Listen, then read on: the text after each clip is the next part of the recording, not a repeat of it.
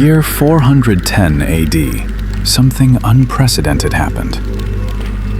For nearly 400 years, Britain had been part of the greatest empire the world had ever known. Roman roads crossed the landscape like veins of civilization. Roman cities bustled with trade. Roman legions kept the peace. And then they left. All of them. This is the story of what happened next. A story of darkness and light, of kingdoms rising and falling, of a civilization fighting to survive against impossible odds. This is the story of Britain after Rome. Imagine standing on the walls of Londinium in the spring of 410. You're a Roman soldier, perhaps born in Britain, perhaps from Gaul or Germania.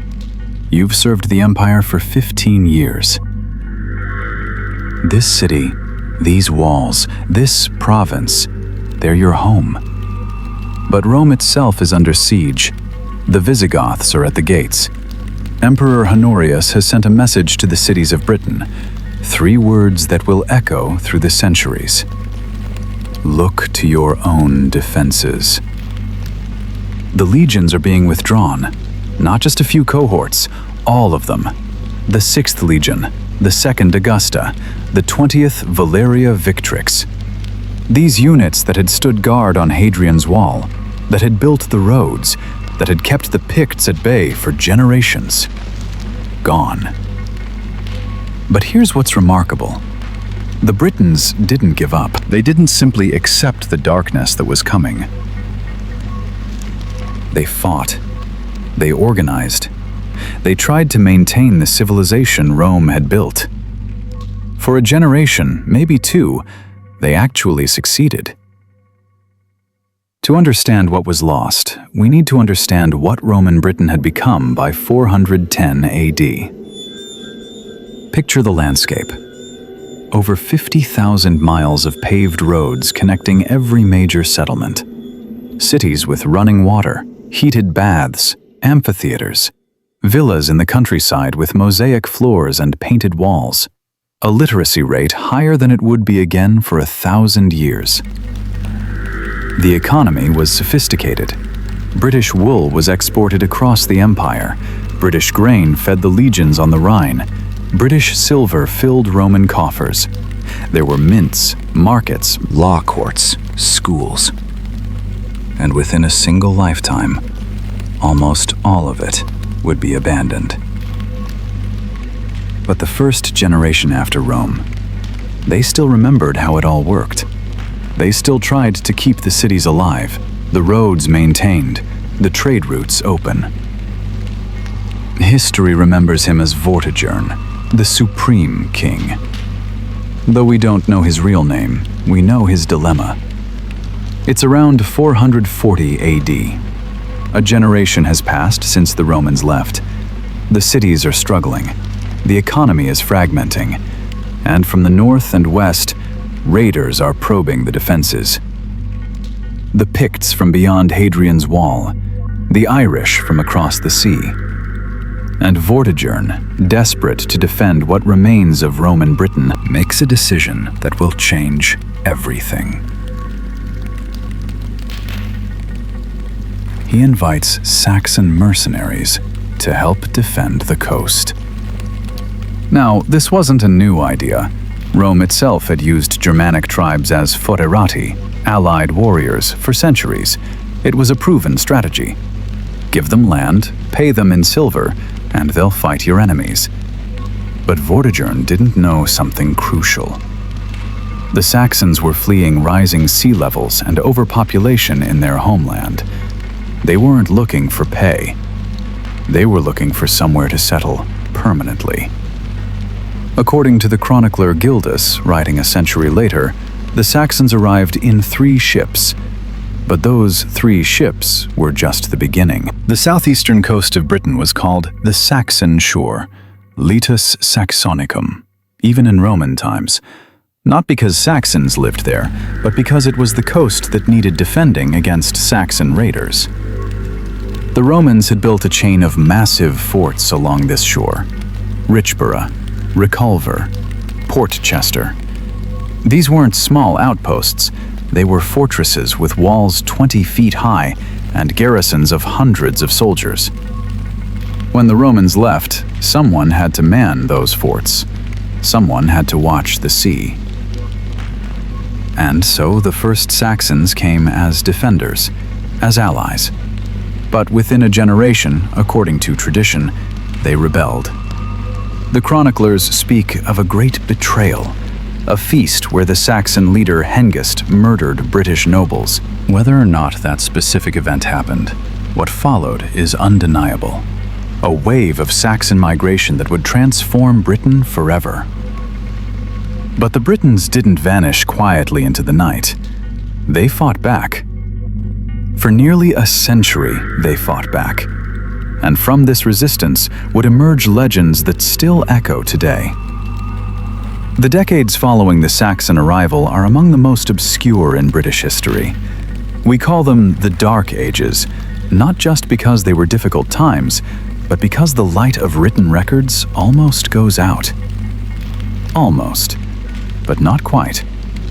What we see in the fragments that survive is a landscape breaking apart into smaller and smaller pieces. Where once there had been a unified Roman province, now there were dozens of petty kingdoms, each ruled by what the Britons called a tyrant, a local strongman who claimed authority over a city, a valley, a hill fort.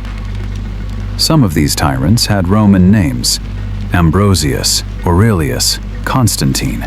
They saw themselves as the inheritors of Roman civilization, keeping the flame alive in the darkness. Others had Celtic names: Cunetha, Ceretic, Vortigern himself. They represented an older Britain, the one that had existed before Rome ever came. And they all faced the same existential threat. The Saxons weren't going away. In fact, more were coming every year. But the Britons had advantages the Saxons couldn't match. They had cavalry, something the Germanic tribes were slow to adopt. They had fortifications, the old hill forts that predated Rome, now reoccupied and strengthened. And they had something else, a memory of unity. The memory that all of Britain had once been one province, one people. Around 470 AD, a leader emerged who seemed capable of making that memory a reality again. The sources call him Ambrosius Aurelianus, the last of the Romans. According to Gildas, he was of noble birth, perhaps descended from emperors. Under Ambrosius, the Britons rallied. They won victories. They pushed the Saxons back to their settlements on the eastern coast. For a generation, it seemed possible that Britain might remain British, and then came a battle that would be remembered for centuries. We don't know exactly where Mount Badon was. We don't know the exact year it was fought, probably around 500 AD. We don't even know for certain who led the British forces, but we know what it meant.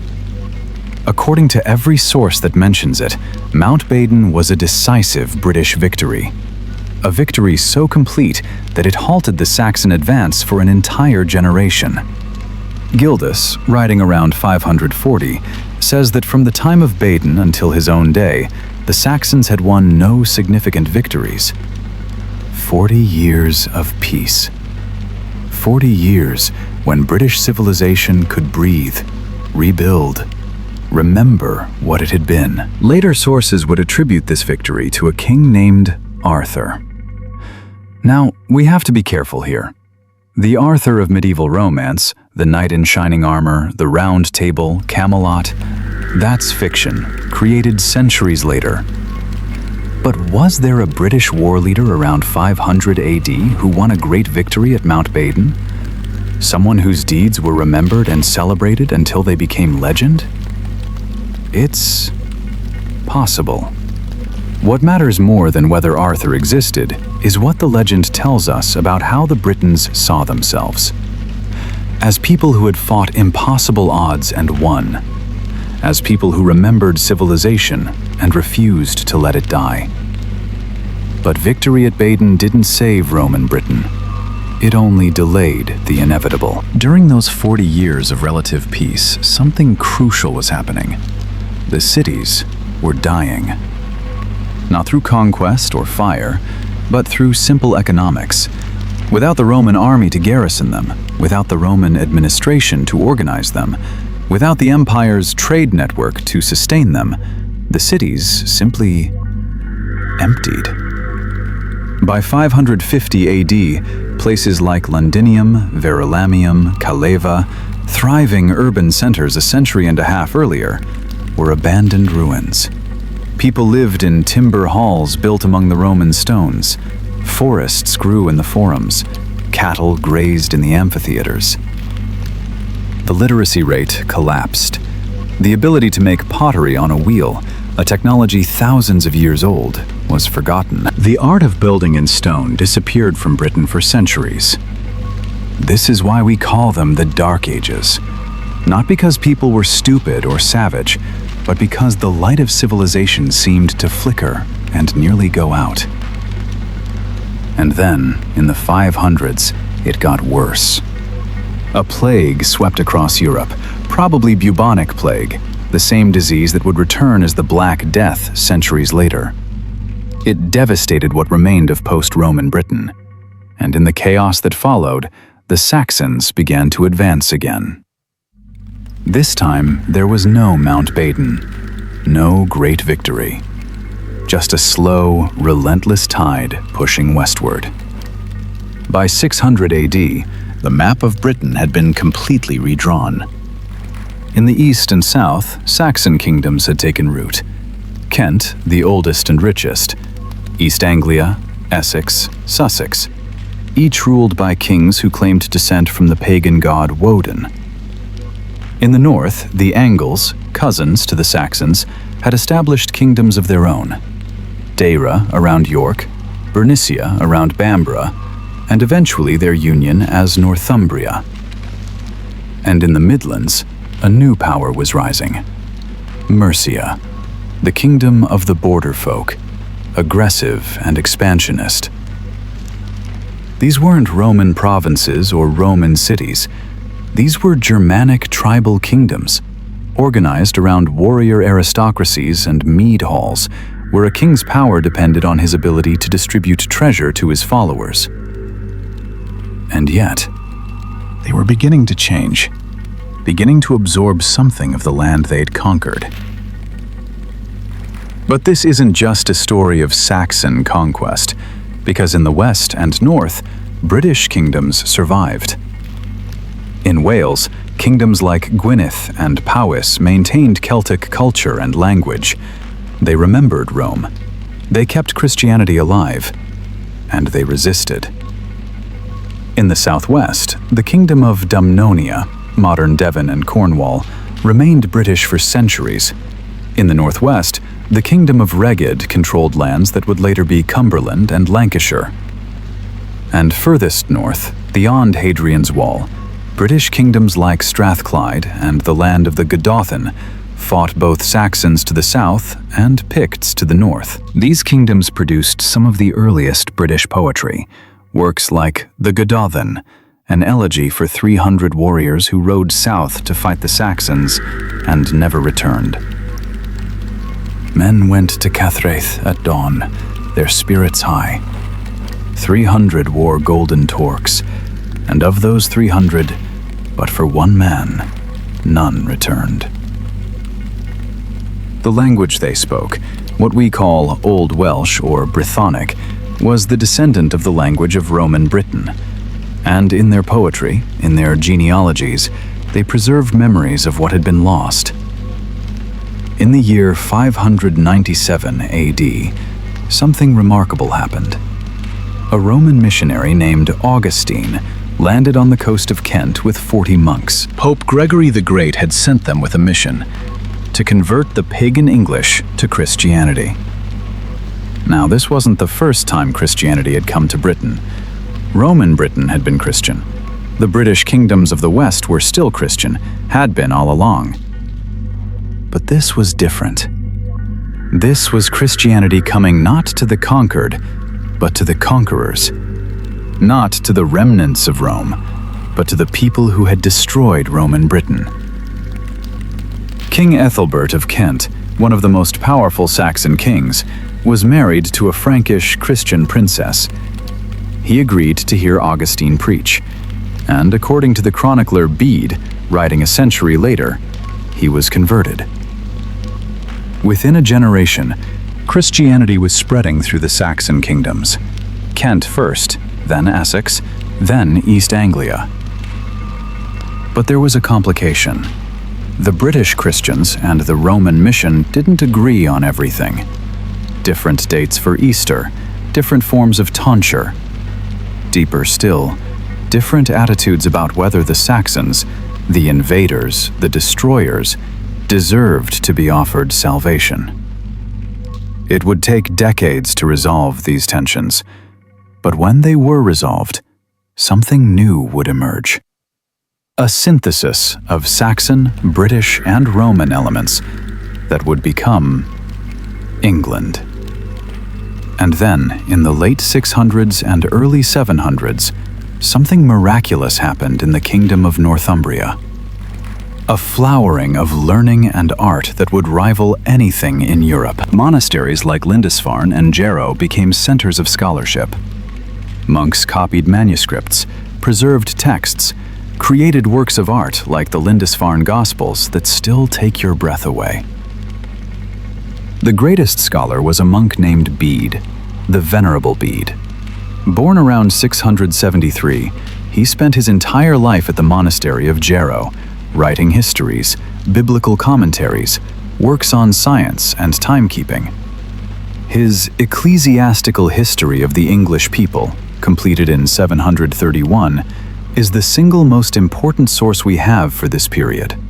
Without Bede, we would know almost nothing about the century and a half after the Saxon arrival. But here's what's remarkable. Bede didn't just preserve knowledge, he created it. He pioneered the use of AD dating. He calculated the movements of tides. He wrote about the Earth as a sphere at a time when many believed it was flat. And he did all this in a kingdom that 2 centuries earlier had been farmland controlled by pagan warlords. This is the moment when the darkness truly begins to lift, when the synthesis becomes clear. The Saxons had brought vigor, new blood, a warrior culture.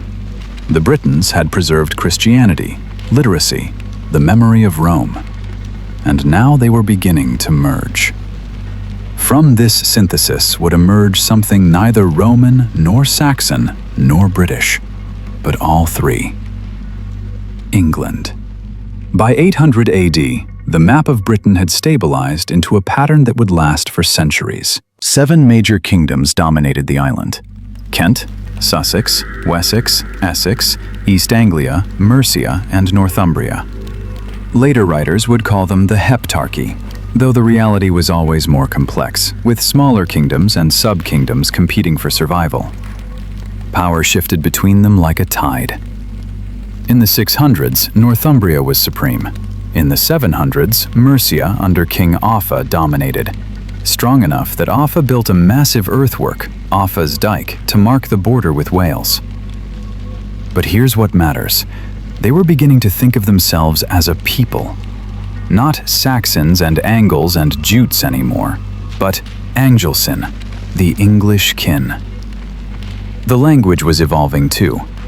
What we call Old English was emerging from the various Germanic dialects and absorbing words from British, from Latin, from the world around it. And then, at the end of the 700s, something happened that would test this emerging identity to its breaking point.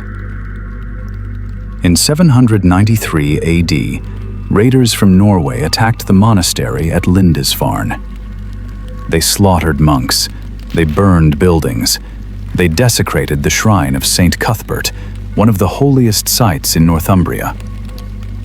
The scholar Alcuin, an Englishman serving at Charlemagne's court, wrote in horror, "Never before has such terror appeared in Britain as we have now suffered from a pagan race." But this was just the beginning. Over the next decades, the raids intensified. Danish and Norwegian Vikings discovered that England was rich, divided, and vulnerable. And then, in the 860s, they stopped raiding and started conquering. The Great Heathen Army, the sources call it. Thousands of warriors with one goal, not to raid and return home, but to settle permanently. Northumbria fell. East Anglia fell. Its king, Edmund, was killed, later to be venerated as a martyr, Saint Edmund. By 870, only one English kingdom remained independent: Wessex. This 71, a young man became king of Wessex. He was 22 years old. He was sick, probably with Crohn's disease, a chronic condition that would plague him throughout his life. His name was Alfred, and he would become the only English monarch ever called the Great. In his first year as king, Alfred fought 9 battles against the Vikings. He won some, he lost some. He survived. In 878, the Vikings launched a winter assault that nearly succeeded. Alfred was forced to flee into the Somerset marshes with a handful of followers. Later legend would say he hid in a peasant woman's hut and let her cakes burn while he was lost in thought. But he didn't give up. From his refuge in the marshes, he rallied his forces. He struck back. At the Battle of Edington, he won a decisive victory. And then he did something remarkable. He didn't try to drive the Vikings out of England. He made peace.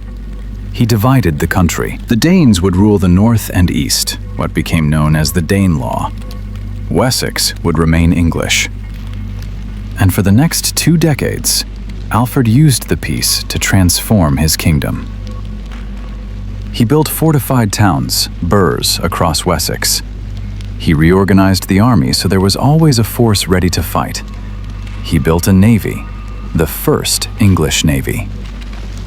But more than that, he revived learning. He learned Latin himself, translated important works into English. He brought scholars to his court.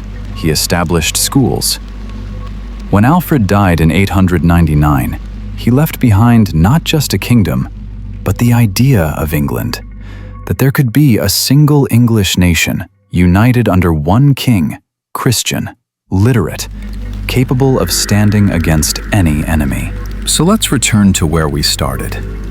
Roman Britain in 410 AD. At that moment, it must have seemed like the end of the world. The greatest empire in history was abandoning the island. The roads, the cities, the literacy, the law, all of it seemed doomed to disappear. And for a time, much of it did disappear. The cities were abandoned. The literacy rate collapsed. The island fragmented into petty kingdoms constantly at war. Germanic invaders settled in the ruins of Roman villas. British refugees fled to the west, carrying memories of what had been. But here's the miracle. Something survived. Not just survived, but transformed. The British kingdoms of Wales and Cornwall kept Christianity alive through the darkest years. Irish monks, trained in an unbroken tradition reaching back to Roman times, returned to convert the Saxons. The Saxons brought new blood, new energy, a warrior culture that could defend against new threats. And, gradually, grudgingly, they absorbed the best of what Rome and Britain had to offer. By the time Alfred died in 899, nearly 5 centuries after the Romans left, England was emerging as a unified kingdom, a kingdom that spoke a new language, English, that practiced a faith inherited from Rome, but transformed by British and Saxon experience, that built on both Roman foundations and new innovations. The Roman roads were still there, still in use. The Roman towns, though abandoned, provided stone for new cathedrals. The memory of Roman law influenced English law. The memory of Roman unity inspired English kings. And in the remote corners of Wales and Cornwall, People still spoke languages descended from the tongue of Roman Britain, still told stories of Arthur and the British resistance, still preserved something of what had been. The 5 centuries after Rome weren't a complete break with the past. They were a transformation, a chrysalis period in which the caterpillar of Roman Britain became the butterfly of medieval England. It was dark, yes. Lives were shorter, more brutal, more uncertain than they had been under Roman rule. Knowledge was lost, skills were forgotten, people suffered. But they endured.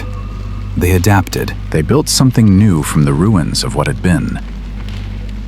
And that, perhaps, is the real lesson of Britain after Rome.